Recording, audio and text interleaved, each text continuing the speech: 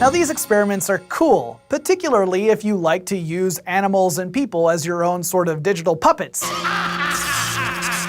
But enough about my hobbies. Optimists think that we might be able to use the same sort of technology in the future to transmit actual thoughts, or feelings, or entire brain states from person to person. Now, I can already sense the paranoia rising up. Does this mean that in the future we'll constantly be under mind-reading surveillance and mind control attacks?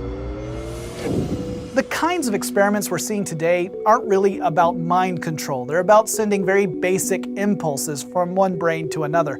So basic, in fact, that some critics argue you can't even really call this brain-to-brain communication. However, our understanding of the brain is only going to increase from here on out, and that technology is only going to get more sophisticated. So, what does the future hold? Well, for people who have lost the ability to communicate verbally, it could be a real benefit. They might not be able to speak, but they could still communicate brain to brain, even being able to communicate intent with their message. And that's a big part of the future. You see, we often have communication moments where things are misunderstood, even within the same language. I'm sure you've had this happen. You're talking to a person and they react negatively because they took what you said the wrong way. Well, with this technology, you could transmit not just your thoughts, but the feelings and brain state involved, so they really understand what you're trying to communicate, and there's no way to miscommunicate. And it would be amazing for education. I mean, you could read a half-dozen books on how to fly a plane, but that's not going to give you the confidence you need to sit in a pilot seat and actually take off in an aircraft.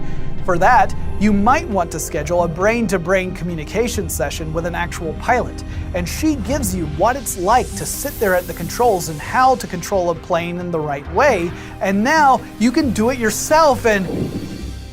Whoa, I know Kung Fu.